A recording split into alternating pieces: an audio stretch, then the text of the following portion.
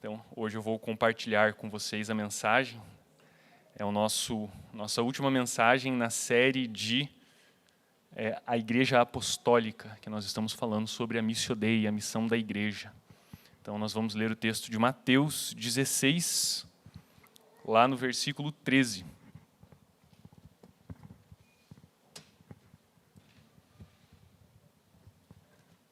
Todo mundo achou? Eu vou ler aqui na NVI, tá certo? Talvez a sua versão seja um pouquinho diferente, mas é o mesmo texto. Diz assim: Chegando Jesus à região de Cesareia de Filipe, perguntou aos seus discípulos: Quem os outros dizem que o Filho do Homem é? Eles responderam: Alguns dizem que é João Batista, outros Elias e outros ainda Jeremias, ou um dos profetas. E vocês? Perguntou ele. Quem vocês dizem que eu sou? Simão Pedro respondeu: Tu és o Cristo, o Filho do Deus vivo. Respondeu Jesus: Feliz é você, Simão, filho de Jonas, porque isso não foi revelado a você por carne ou sangue, mas por meu Pai que está nos céus. E eu digo que você é Pedro, e sobre essa pedra edificarei a minha igreja, e as portas do Hades não poderão vencê-lo. Eu darei a você as chaves do reino dos céus. O que você ligar na terra terá sido ligado nos céus, e o que você desligar da terra terá sido desligado nos céus. Então advertiu a seus discípulos que não contassem a ninguém que ele era o Cristo. Meus irmãos, vamos orar? Vou pedir que você incline sua cabeça. Meu Pai, muito obrigado, Senhor, porque estamos aqui reunidos como teu corpo, como a tua igreja, no lugar onde o Senhor vem com a tua presença. Obrigado, Senhor, porque o Senhor está nos visitando, porque o Senhor está presente aqui. E desde o início dessa reunião, desse culto público, o Senhor tem falado aos nossos corações. Eu peço que o Senhor continue falando conosco, meu Deus. Meu Pai, que nada impeça a sua palavra de encontrar os nossos corações, meu Deus. Que não seja eu, Senhor, que traga essa mensagem, mas o Teu Espírito Santo, e que eu não seja um empecilho para aquilo que o Senhor tem a nos dizer, Senhor, mas um instrumento Teu. Peço que fale com cada irmão e irmã que está aqui, meu Pai, e que nós possamos sair daqui te conhecendo mais e mais próximos de Ti. Em nome de Jesus. Amém. Obrigado, Fabiano, dei um título diferente para esse sermão. Os meus títulos são sempre péssimos, mas eu tive uma ajuda para fazer o título, que o título do nosso sermão hoje será No Início do Caminho Havia uma Pedra. Todo mundo lembra do poema No Meio do Caminho Havia uma Pedra, né? Mas a pedra aqui não está no meio do caminho, ela está no início. Nós vamos hoje conversar um pouquinho sobre a pedra, mas mais para frente. Eu quero antes começar te fazendo uma pergunta. Quero que você reflita rapidamente sobre o que eu vou te perguntar. Você conhece alguém que não gosta de Jesus? Pense bem antes de responder, porque talvez você conhece um monte de gente que não gosta da igreja. Talvez você conheça várias pessoas que não gostam do cristianismo, que tem um certo preconceito com crente, vamos dizer assim. Mas você conhece alguém que não gosta de Jesus? Fiquei pensando nessa pergunta e cheguei à conclusão de que eu não conheço ninguém que não gosta de Jesus. Todo mundo gosta de Jesus, porque as pessoas têm imagens muito boas e muito positivas sobre quem foi Jesus. Se você sair daqui hoje e perguntar para todas as pessoas que você encontrar no dia de hoje quem foi Jesus, você vai receber uma série de respostas diferentes. Eu notei algumas das respostas que alguém poderia te dar, mas são só algumas, muitas coisas diferentes poderiam vir. Alguém poderia dizer para você o seguinte: Jesus foi um mestre muito bom. As pessoas têm essa visão de Jesus. Jesus era um mestre bom, que ensinou coisas muito boas. Ou talvez alguém possa dizer: Jesus foi um exemplo a ser seguido.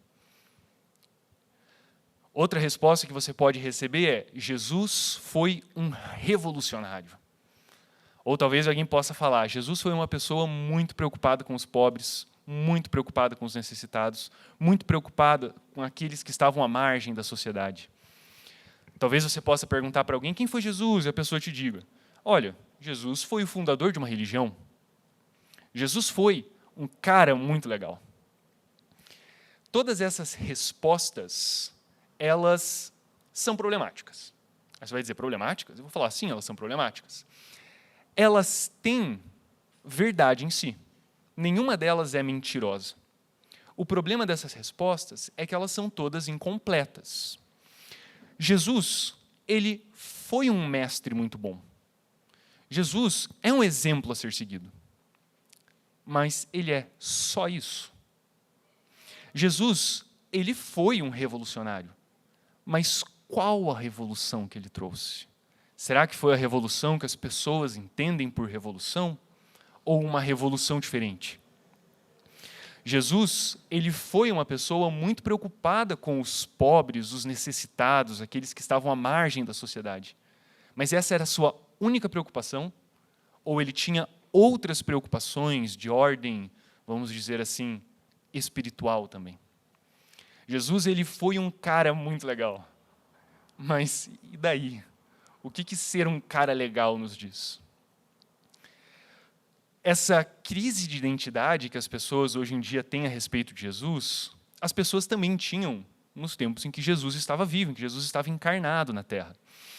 A gente percebe nesse texto que quando Jesus questiona os seus discípulos sobre quem as pessoas falavam que ele era, uma série de informações aparecem. Igual hoje em dia, se nós perguntarmos a alguém quem é Jesus, uma série de informações vão aparecer.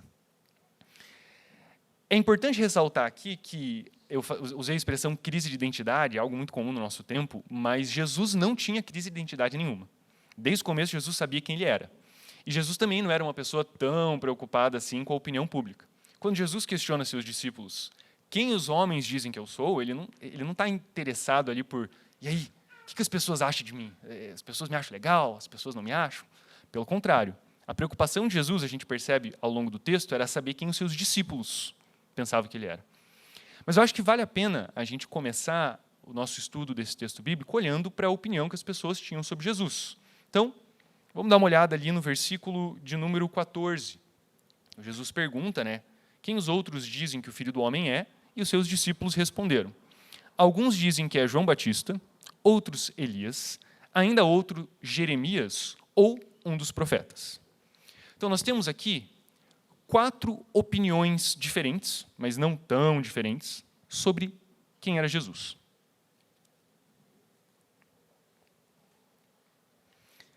O primeiro grupo de pessoas pensava que Jesus era João Batista. Vamos lembrar quem foi João Batista. João Batista foi um profeta, nós o consideramos hoje como o último profeta do Antigo Testamento, que viveu nos tempos de Jesus, ele era filho de uma prima de Maria, e ele foi um profeta que foi para o deserto e ele pregava uma mensagem de arrependimento. João era contemporâneo de Jesus. Algumas pessoas conheceram tanto João quanto Jesus, então elas sabiam que João e Jesus não eram a mesma pessoa. Mas muitas pessoas olhavam para Jesus e falavam assim, esse cara é o João Batista que ressuscitou dos mortos. Herodes, que era rei naquele período sobre a Judéia, ele mandou matar João, e ele mesmo, quando viu o ministério de Jesus, que Jesus se torna muito conhecido após a morte de João, ele pensou, esse é João Batista que ressuscitou dos mortos. Outras pessoas achavam que era Elias.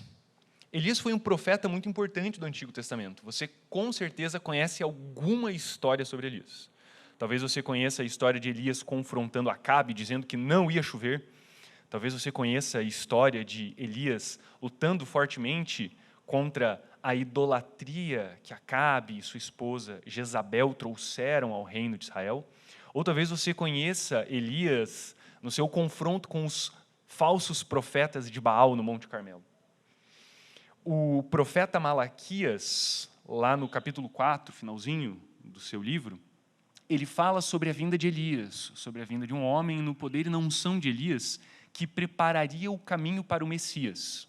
Então veja, quando as pessoas olhavam para Jesus e falavam, ele é Elias, elas não reconheciam que Jesus era o Messias. Elas apenas pensavam, ele é o cara que vem antes, que está preparando o caminho para o Messias. Esse cara aí que está vindo, que está fazendo um monte de milagre, um monte de coisa legal e trazendo uma mensagem diferente, ele está preparando o caminho para a vinda do Messias.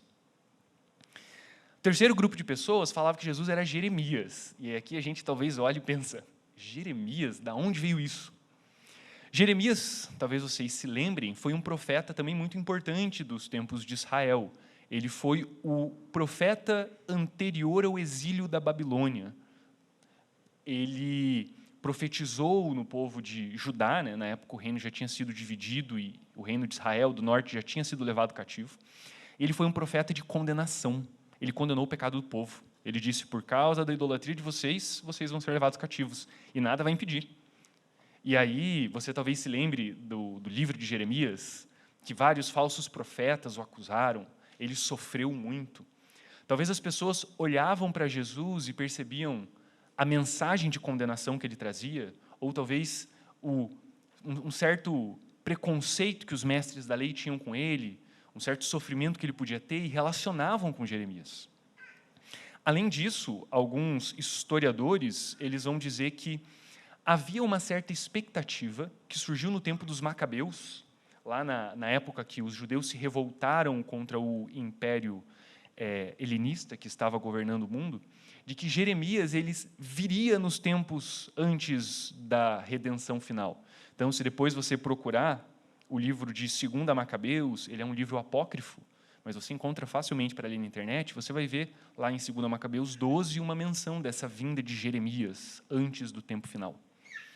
E, por fim, haviam aqueles que diziam que Jesus era qualquer um dos outros profetas.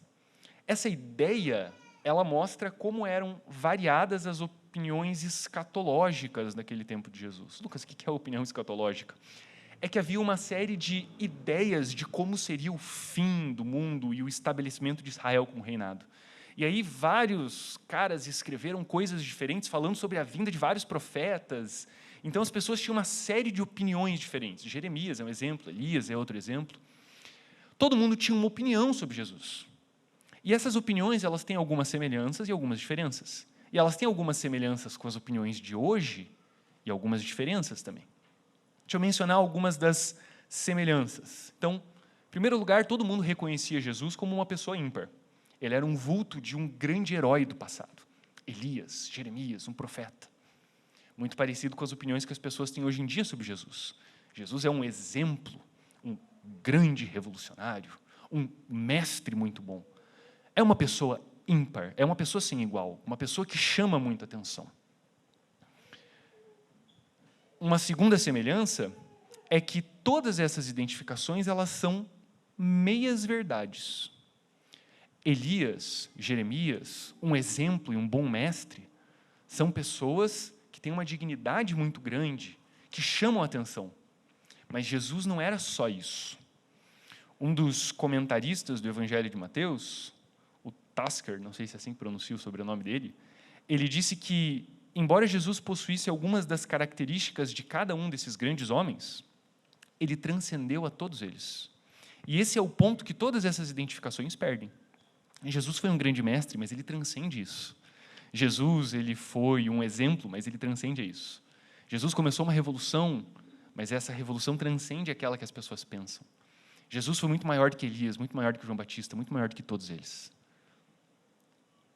E aí agora, eu venho com a pergunta que realmente nos importa. E afinal, quem é Jesus? O povo não conhecia Jesus de fato. Então, quando Jesus vê que o povo não sabe quem ele é de verdade, ele olha para os seus discípulos. E lá no versículo 15, Jesus pergunta: e vocês? E vocês, os 12, aqueles que eu chamei para andar perto de mim? E vocês, a minha igreja nesse tempo hoje? Quem vocês dizem que eu sou? E aí Pedro rapidamente responde: tu és o Cristo, o Filho do Deus vivo. Essa é a verdade a respeito de quem é Jesus. Jesus, ele é o Cristo, o Filho do Deus vivo. Jesus não é só um profeta. Jesus não é só um exemplo. Jesus não é só um mestre. Ele é o Cristo, o Filho de Deus. A afirmação de Pedro é a afirmação mais integral que pode ser feita sobre Jesus, porque ela carrega em si tudo aquilo que Jesus é. A gente pode ler essa afirmação e não perceber a profundidade dela. O Cristo é o termo grego para Messias. Quando Jesus pergunta a Pedro, quem eu sou? E ele responde, você é o Cristo? Ele está dizendo, você é o Messias. Ele está dizendo assim, as pessoas que falavam que você é o precursor do Messias, Elias, João Batista, Jeremias, aquele que vai anunciar o fim, estão erradas. Você é o Messias que vai redimir o seu povo, o Messias que vai transformar e que vai reinar sobre o seu povo. Jesus é o Messias, é aquele que reina, é aquele que tem o poder para governar sobre o seu povo, sobre a sua igreja. Mas Pedro continua. Ele imediatamente associa o fato de Jesus ser o Messias com o fato de Jesus ser o Filho de Deus. Ele diz, tu és o Cristo, o Messias, o Filho de Deus, o Filho do Deus vivo. Dizer que Jesus era o Filho de Deus significa dizer que Jesus é divino. E é isso que muitas dessas opiniões que as pessoas têm hoje em dia sobre Jesus deixa de lado. Jesus não é só um grande mestre, ele é Deus. Jesus não é só um exemplo, ele é aquele que nos redime. A opinião que Pedro tinha de Jesus era uma opinião muito alta sobre quem ele era. Era uma opinião completa. Era uma opinião diferente de tudo aquilo que as pessoas pensavam de Jesus. E quando nós vemos o que Pedro diz sobre Cristo, nós podemos tirar uma lição muito importante para nós. Eu comentei agora há pouco, eu acho que isso é importante de nós pensarmos. Quando Jesus estava na terra, os 12, os discípulos, eram a sua igreja. Nós, hoje, continuamos sendo a igreja de Jesus. E nós podemos olhar para a confissão de Pedro e tirar algo muito importante para nós. E como nós estamos numa série falando sobre a igreja apostólica, nós podemos entender uma característica importante da igreja apostólica. A igreja apostólica reconhece quem é Jesus. E aí você vai olhar para mim e vai dizer, mas Lucas, isso é óbvio, nós reconhecemos quem é Jesus. Mas eu pergunto a você, será que nós reconhecemos mesmo? Lembra aquelas opiniões das pessoas que eu falei agora há pouco? Será que isso não entra dentro da igreja? Nós não conhecemos muitos pastores e muitos cristãos que diminuem a pessoa de Jesus para que ele caiba nas suas opiniões, para que ele caiba naquilo que elas acham importante? Quantas pessoas não minimizam a pessoa de Jesus para ele ser só um exemplo que nós devemos seguir? Tudo que a Bíblia tem a nos ensinar, as pessoas vão dizer, é algo para nós seguirmos. Nós lemos a Bíblia, nós aprendemos algo importante e aplicamos na nossa vida. É isso, Jesus é um exemplo. Espera aí, não é isso que Pedro falou, não é isso que o texto bíblico diz.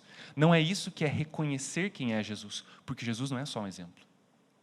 Nós vemos muitos cristãos que, movidos por causas político-partidárias, fizeram de Jesus um ideal político.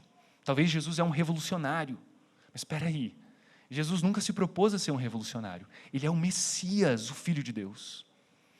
Infelizmente, nós vemos muitas pessoas tomando Jesus como o seu símbolo das suas ideias. Jesus se tornou um símbolo de conservadorismo, o exemplo de um conservador. Ou então Jesus se tornou um símbolo de liberalismo, um exemplo de que a opinião humana, o homem é o ponto máximo. Talvez Jesus se tornou um exemplo de um amor livre. Jesus amava todo mundo, então vamos amar todo mundo, consideramos justa qualquer forma de amor. Mas todas essas opiniões desconstroem quem Jesus é. E todas as vezes que a igreja, nós, abraçamos uma dessas opiniões sobre Jesus, nós não estamos conhecendo quem Ele é. E nós estamos perdendo o nosso papel como igreja apostólica. E aí aqui é muito fácil, da minha parte, ficar falando das pessoas que pegam verdade sobre Jesus e misturam com algumas mentiras, criando umas meias verdades, umas verdades distorcidas, mas não olhar para nós mesmos. Na nossa vida, será que nós não temos feito uma imagem, um retrato de Jesus desconstruído? Será que nós não temos deixado de lado algumas daquelas coisas que Jesus mostrou sobre ele, que Jesus disse sobre ele, que os apóstolos falaram sobre ele, para adequar ao que nós gostamos? Ou talvez para não ser muito confrontado com aquelas práticas que nós achamos que está tudo bem, mas que lá no fundo a gente sabe que não está tudo bem? O Cristo que nós pregamos, o Cristo que nós carregamos em nós quando nos dizemos cristãos, porque cristão tem o nome de Cristo em si, é um Cristo que nós conhecemos ou é um Cristo que nós distorcemos? Essa pergunta é muito importante, porque nós não temos como ser igreja apostólica sem conhecer quem Jesus é de fato, sem reconhecer que Ele é o Messias e o Filho de Deus. Se nós, na nossa vida, deixamos de lado a divindade de Cristo, deixamos de lado a humanidade de Cristo, deixamos de lado a soberania de Cristo, nós estamos criando um ídolo e nos tornando idólatras.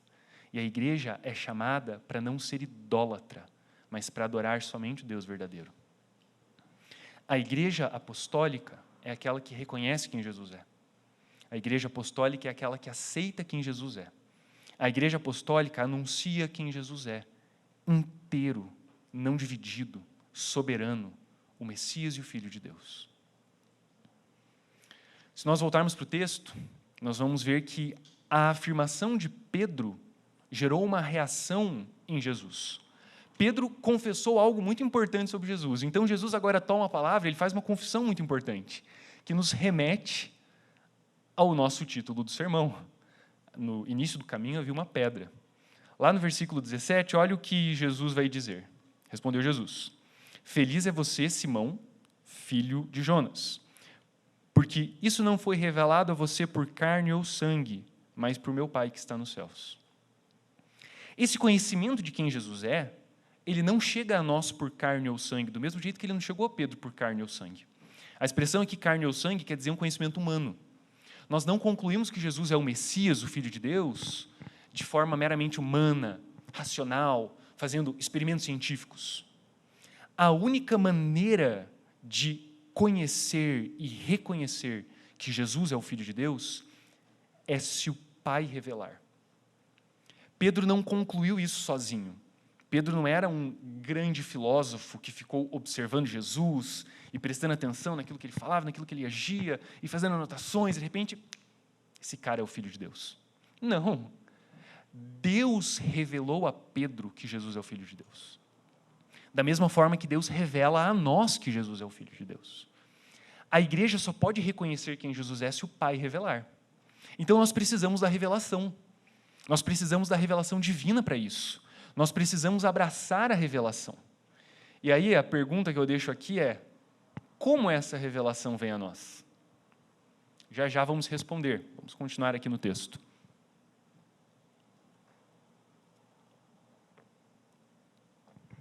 Versículo 18, Jesus vai continuar falando. E eu digo, você é Pedro, e sobre esta pedra edificarei a minha igreja. Vou parar aqui. Esse texto talvez seja o texto mais difícil do Evangelho de Mateus. Pregar nesse texto é um grande desafio, porque eu posso falar aqui alguma coisa que você vai discordar e você vai querer me crucificar e me queimar no final do culto. Então, por favor, não façam isso. Por que esse texto é muito difícil? Basicamente porque se criou em torno dele uma doutrina católica de sucessão papal. Quem já ouviu falar sobre isso? Acho que todo mundo. Jesus diz, eu digo que você é Pedro e sobre essa pedra edificarei a minha igreja. Então, ao longo da história da igreja, o movimento católico ele entendeu que Pedro é a pedra que Jesus está falando, na qual está edificada a igreja. A igreja está edificada em cima de Pedro, porque Pedro foi o primeiro papa. Tendo morrido Pedro, ele deixou um discípulo como papa. E aí, esse discípulo se tornou o edifício da igreja. E aí veio o seu discípulo, e veio outro, e veio outro. E aí vieram todos os papas ao longo da história, sendo eles a pedra na qual está edificada a igreja. Esse é o entendimento católico desse texto. Mas eu quero perguntar para você, você que leu esse texto comigo 2 vezes, o texto está falando isso? Não. Vocês concordam que desse texto nós não podemos tirar nenhuma base para essa doutrina. Sendo Pedro a pedra ou não sendo Pedro a pedra, esse texto não se propõe a dizer isso. Então, esse é o primeiro ponto que nós precisamos colocar.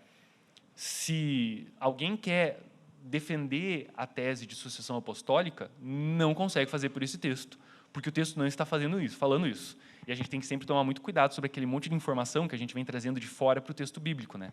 O texto precisa ser interpretado naquilo que ele está dizendo dentro do seu contexto. O texto não está falando isso. O Donald Carson, que é um importante comentarista do Novo Testamento, que tem um comentário muito bom do Evangelho de Mateus, ele vai apresentar uma série de posições sobre o que esse texto está dizendo. Basicamente, o nosso problema aqui é quem é a pedra e quem é a pedra. Por isso, havia uma pedra no começo do caminho, no início do caminho. Aí você vai falar, como assim quem é a pedra e quem é a pedra? Vamos ler de novo. E eu digo a você, Pedro. Não, eu digo que você é Pedro e sobre esta pedra edificarei a minha igreja. O nome Pedro, em grego, significa pedra. Então, nós temos Pedro sendo pedra, o seu nome, e nós temos a pedra na qual está edificada a igreja. E aí, várias ideias surgiram para interpretar esse texto. Então, vamos dar uma olhada em algumas. A primeira é, Pedro é a pedra, mas Jesus é a rocha. Então, a ideia de que Jesus falou assim, você é Pedro, uma pedra, mas sobre essa pedra, uma pedrona, uma rocha, eu edificaria a igreja. E aí Jesus teria dito, você é Pedro, mas sobre essa pedra. Essa é uma ideia. Carson vai dizer que o texto no grego não dá base nenhuma para isso. Então, as pessoas estão inventando algumas coisas ali só para tentar defender uma doutrina. Outra ideia é que Pedro é a pedra, mas a sua afirmação, a confissão que ele fez agora há pouco, é a rocha. Então, assim, você é Pedro, mas sobre esta rocha, o que você acabou de falar, que eu sou Cristo, o Filho de Deus vivo, eu edificarei a minha igreja. Aí o Carson vai dizer que isso também não se sustenta. Que se você não consegue ler isso no texto, não fica claro, nem no português, nem no inglês, nem no grego. A outra ideia, então, é que Pedro é a pedra, mas a revelação é a rocha. Não foi Deus que deu aquele conhecimento para ele? Então, a igreja estaria fundada na revelação. Isso é muito bonito. Mas, de novo, o texto não está dizendo isso. O que o texto está dizendo é que Pedro é a pedra. Quem diz isso é o Donald Carson. Então, se vocês querem bater em alguém, batam nele, não em mim. Mas eu concordo com ele. Porque quando a gente olha, se a gente ignorar por um momento, isso é muito difícil, mas os 2000 anos de história em que Pedro foi interpretado como o primeiro papa e como responsável pela igreja, se a gente deixar isso de lado, se a gente não tiver esse problema, vocês não concordam comigo que a leitura natural é, eu digo que você é Pedro, pedra, e sobre essa pedra edificaria a minha igreja? É a leitura natural do texto. O nosso problema não é com o Pedro ser a pedra. O nosso problema é com o que foi feito com esse ensino, a distorção do ensino. Então, se nós partirmos do pressuposto, não é bem um pressuposto, né, da interpretação de que Pedro é a pedra, o que isso significa? O que significa a pedra estar edificada, a igreja, perdão, estar edificada sobre Pedro? Então, o Carson ele vai dizer o seguinte, a gente precisa entender que Pedro é o primeiro entre os iguais. Lucas, o que é isso? Quantos discípulos próximos, apóstolos, Jesus tinha? 12. Quem que levantou a voz na frente de todo mundo, correndo? Eu usei a expressão precipitado e a minha esposa falou, não, ele não foi precipitado, ele foi adiantado. Mas quem que se adiantou aos outros para reconhecer quem Jesus era? Não foi João, não foi Tiago, não foi Judas, foi Pedro. Mas a confissão dele era só dele? Ou João, Tiago, Judas? Judas, eu não sei, né? Vamos deixar ele de lado. Mas todos eles reconheciam que Jesus era o Cristo, o Filho de Deus vivo. Pedro falou como representante dos 12. Então, Jesus olha para Pedro como representante dos 12 e diz, você é Pedro, e sobre essa pedra, Pedro, os apóstolos, eu vou edificar a minha igreja. Jesus não é a pedra, ele é o construtor, quem edifica a igreja. Ele pega o grupo apostólico, os 12, e edifica a sua igreja. E daqui a gente tira a nossa segunda lição do texto. A igreja apostólica reconhece toda a doutrina dos apóstolos, porque a igreja apostólica está edificada nos apóstolos. Os apóstolos, eles escreveram, eles ensinaram, eles nos deixaram o texto do Novo Testamento. Eu vou tentar levantar a Bíblia, que eu vou derrubar tudo, quer ver? Eles nos deixaram as cartas do Novo Testamento, eles nos deixaram os ensinos do Novo Testamento, os evangelhos. Esse ensino é onde a igreja está edificada. Ah, mas então é no ensino, não é nos apóstolos? É nos apóstolos, sim, porque o ensino o Espírito Santo deu a eles. Então, a igreja está edificada, ela tem o seu início nos apóstolos. Lembra lá da brincadeirinha com o título? No início do caminho havia uma pedra? No início do caminho haviam os apóstolos, os 12, a igreja de Jesus naquele momento que se expandiu e 2000 anos depois chegou aqui, em todos nós, reunidos. Igreja Apostólica de Cristo. Só que nós só somos igreja apostólica se nós reconhecemos toda a doutrina que eles ensinaram. Se nós estamos, de fato, fundamentados na pedra. Porque não dá para estar com um pé na pedra, que são os apóstolos, e no outro pé nas minhas opiniões. Não dá para estar com um pé na pedra, que são os apóstolos, e no outro pé, sei lá, em qualquer autor. Insira o seu autor aqui. E a gente pode colocar uma série de autor. Habermas, que a Ana falou hoje pela manhã. Sei lá, vou citar um monte de autor aqui, vocês vão ficar tudo bravo comigo, mas, sei lá, Olavo de Carvalho, Marx. Não dá para estar com um pé em cima do fundamento, que são os apóstolos, e com o outro pé em quem eu quiser que seja. A gente precisa estar fundamentado em toda a doutrina dos apóstolos. Não dá para reconhecer só uma parte da doutrina dos apóstolos e achar que nós somos igreja apostólica. Ah, não, isso aqui do texto bíblico eu gosto bastante. Ah, isso aqui eu não gosto muito, eu vou dizer o seguinte. Ah, não, isso era cultural, era só para a igreja daquele tempo. Era só para a igreja daquele tempo mesmo? Ah, não, não era. Mas é que eu não gosto. A igreja apostólica, ela precisa da doutrina.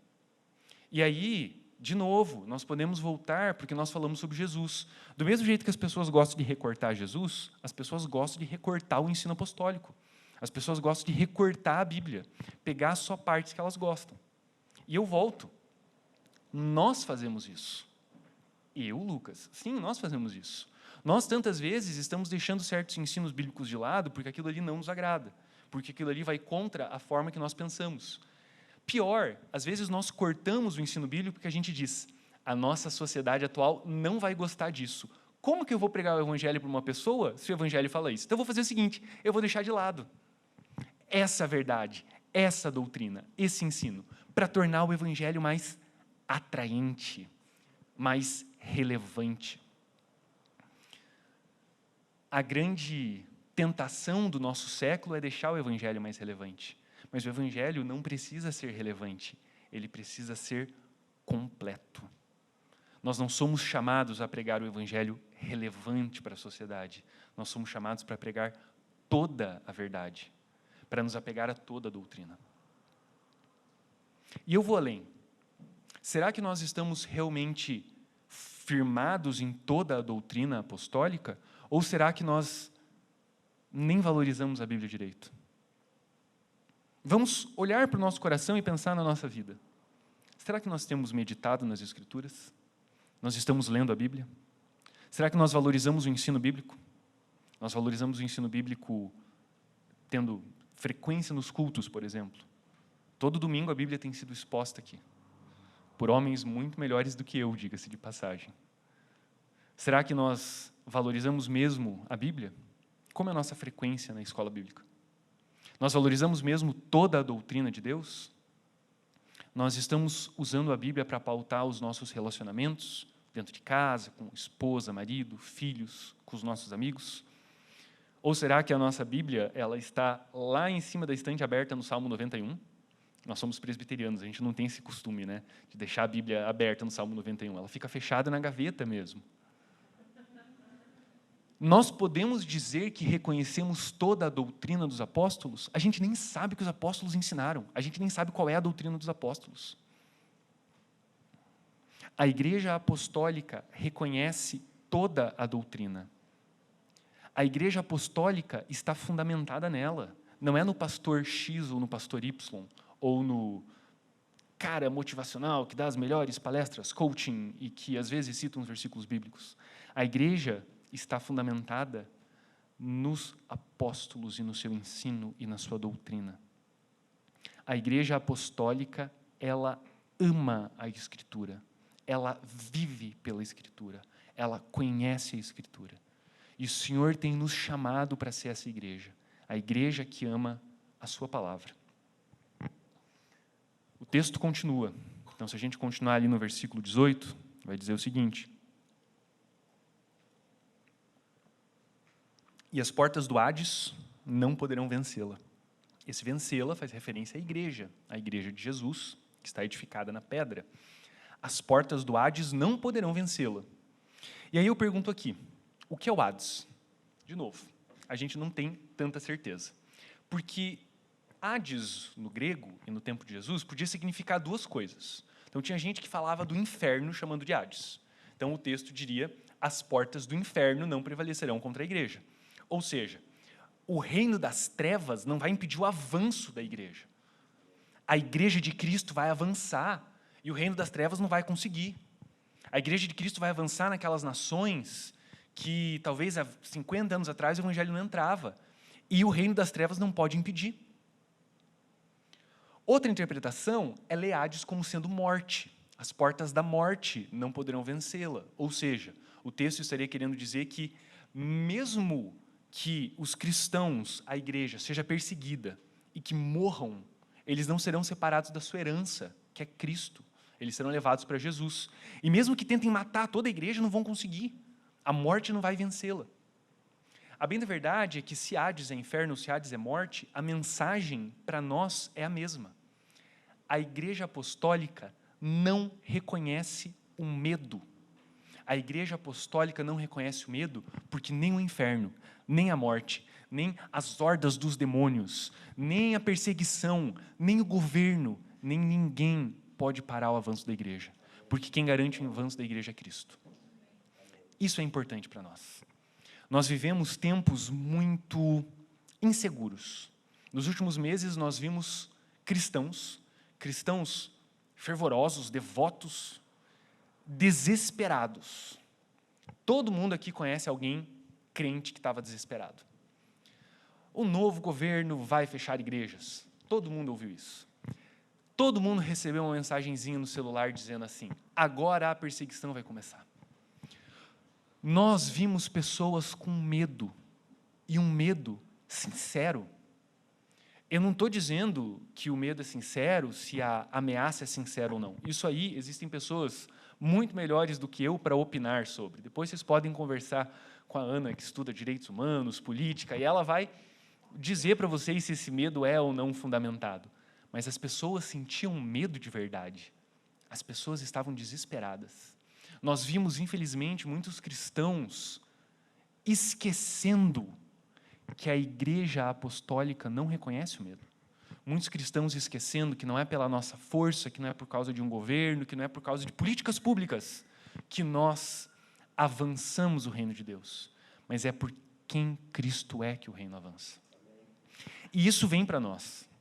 Esse mês nós estamos na escola bíblica, nós temos uma aula ainda, porque ainda falta um dia para acabar, então vocês ainda têm a oportunidade de estar conosco, com uma classe chamada Uma Dose de Tranquilidade.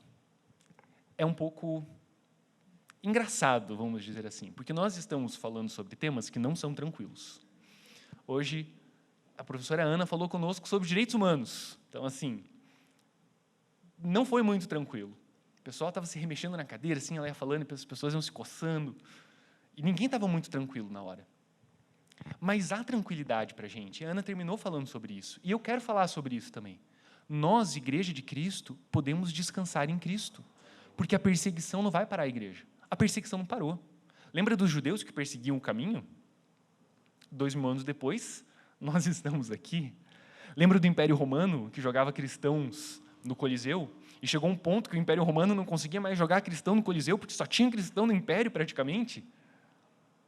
Lembra dos governos totalitários, seja de direita, seja de esquerda, seja quem for, China, Alemanha, Itália, Coreia do Norte.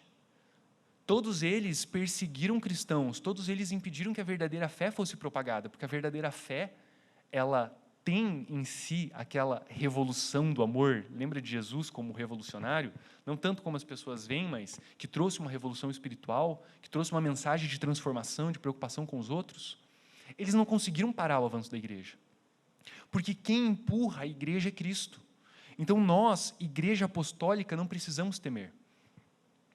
Aí você vai dizer, mas Lucas, você não conhece o lugar em que eu estou. Eu estou lá dentro da universidade, e lá, se eu falo que eu sou cristão, sabe o que acontece comigo? Ostracismo social. A minha opinião não vale nada, eu sou deixado de lado. me jogam fora do debate público. Não, Lucas, mas é porque você não está por dentro. Viu o que aconteceu na Bahia no mês passado? O governo da Bahia foi lá e fez uma publicação dizendo que quando você fala para alguém, você precisa de Jesus, isso é intolerância religiosa. Nós estamos sendo perseguidos, a nossa fé vai acabar. Meu irmão, não vai acabar. Porque quem garante não sou eu, é Jesus. As portas do Hades não prevalecerão contra a igreja. A igreja vai avançar, seja em meio a tempos bons ou seja em meio a tempos de perseguição. Seja com alegria, seja com sofrimento. Quem garante isso é Cristo. Então, nós não precisamos temer. Nós precisamos nos envolver na nossa missão. Nós precisamos fazer aquilo para que Jesus nos chamou, porque é Ele quem garante que a sua igreja avance. É Ele quem garante que a sua igreja prevaleça e que, no final, quando todos nós morrermos e Jesus retornar, reine com Ele. É Cristo quem garante, não sou eu, não é o reverendo Arthur, é Jesus, é a sua palavra. Vamos continuar ali no texto, versículo 19, Jesus continua dizendo: eu darei a você as chaves do reino dos céus. O que você ligar na terra terá sido ligado nos céus, e o que você desligar na terra terá sido desligado dos céus. Aqui nós temos mais um exemplo de mau uso do texto bíblico. Quem já ouviu alguma piadinha sobre, não, porque o cara morreu, aí quando ele chegou no céu estava São Pedro lá na porta? Todo mundo já ouviu. Isso é uma ideia que as pessoas têm, porque lê-se que Pedro recebeu as chaves do reino dos céus. Então, Pedro, de apóstolo, foi eleito porteiro. Não é isso que o texto bíblico está dizendo. Vamos rapidamente entender o que é o reino dos céus, o reino de Deus. O reino de Deus é o reinado de Cristo sobre todas as coisas. George Eldon Ladd, que foi um teólogo do século passado, muito importante, ele tinha uma certa dificuldade em entender o reino, porque, veja, em alguns momentos Jesus diz que o reino chegou. Em outras ele diz que o reino está vindo. Em outras ele diz que o reino está lá no futuro. E aí, peraí, o reino, o que é o reino? Então, ele, estudando a Bíblia, entendeu que o reino de Deus, ele já chegou, mas não completamente. Com certeza, todo mundo já ouviu falar do tal do já e ainda não. O reino de Deus já está aqui, mas não na sua plenitude. É a tal da tensão escatológica. Nós já vivemos com Cristo, nós já estamos no reino, nós já somos participantes, mas não completamente. É por isso que nós ainda sofremos, é por isso que nós ainda somos perseguidos, é por isso que nós ainda temos dificuldades. Mas um dia, quando Jesus retornar, o reino será instaurado completamente. Ele vai reinar sobre todas as coisas, mas ele já reina sobre todas as coisas. Se nós entendemos corretamente o reino, nós percebemos que, quando Pedro recebe as chaves do reino, ele não está recebendo as chaves do céu, ele está recebendo as chaves desse reino que já está aqui agora. E o que alguém que tem a chave faz? Abre uma porta ou fecha uma porta. Pedro pode abrir as portas para as pessoas entrarem no reino ou fechar as portas. Mas Pedro, lembra, ele é um representante naquele momento dos 12, um representante da igreja, de todos nós. Hoje nós podemos entender que nós temos a chave do reino dos céus e que nós podemos abrir a porta ou fechar a porta. Como nós fazemos isso? Envolvidos na nossa missão. É o nosso quarto ponto. A Igreja Apostólica reconhece a sua missão. Nós abrimos e fechamos a porta do reino dos céus pregando o Evangelho. Todas as vezes que você, cristão, membro da Igreja Apostólica, a igreja que conhece a Jesus, a igreja que conhece a doutrina dos apóstolos, a igreja que não conhece o medo, que conhece sua missão, toda vez que você prega o Evangelho, uma porta é aberta ou fechada para aquele que ouve. Como assim aberta ou fechada, Lucas? Vamos lá. Todas as pessoas para quem você fala de Cristo se convertem? Quem se converte? Aqueles que o Pai chama, aqueles a quem Deus se revela. Aqueles que não se convertem têm a porta do reino fechada a eles, porque eles não aceitam a soberania de Cristo, eles não aceitam a mensagem. Mas aqueles a quem o Pai chama, a porta lhes é aberta, e eles entram, e eles têm parte. Nós, hoje, estamos no reino de Deus, o reino dos céus, o reino da luz. E, infelizmente, o mundo está no reino das trevas. Entretanto, nós temos as chaves, nós podemos ir e pregar o Evangelho. Então, Deus trará para o seu reino aquele que Ele quer. E Ele fará diferenciação, distinção entre os que são seus e os que não são. Essa diferenciação está presente na Bíblia desde o Antigo Testamento. Lembra que Israel era o povo da aliança e todos os outros povos não eram? Diferenciação. Alguns estão no reino de Deus e outros não. Não somos nós quem decidimos, é o Senhor. O nosso papel é cumprir com a missão. O nosso papel é pregar o Evangelho. O nosso papel é dizer a verdade para as pessoas, falar sobre Cristo, mostrar quem Cristo é, ligar pessoas ao reino, aqui na terra, para que elas então sejam ligadas no céu. Ou então desligar pessoas. A nossa mensagem também faz com que pessoas não queiram saber de Cristo. E elas são desligadas do reino aqui na terra e também desligadas no céu. Quem escolhe quem se salva ou não, não somos nós. Sabe qual é a nossa escolha? E essa escolha que Deus tem para mim e para cada um de vocês hoje aqui é cumprir a sua missão. Mas agora perceba, nós não conseguimos cumprir a nossa missão se os outros pontos ficam de fora. Como que eu vou pregar a Cristo se eu não reconheço quem Cristo é? Como que eu vou pregar às pessoas um Jesus se o meu Jesus está todo distorcido e se parece muito mais com o Lucas do que com Jesus? Como que eu vou ensinar as pessoas, porque isso faz parte da missão, lembra lá da grande comissão?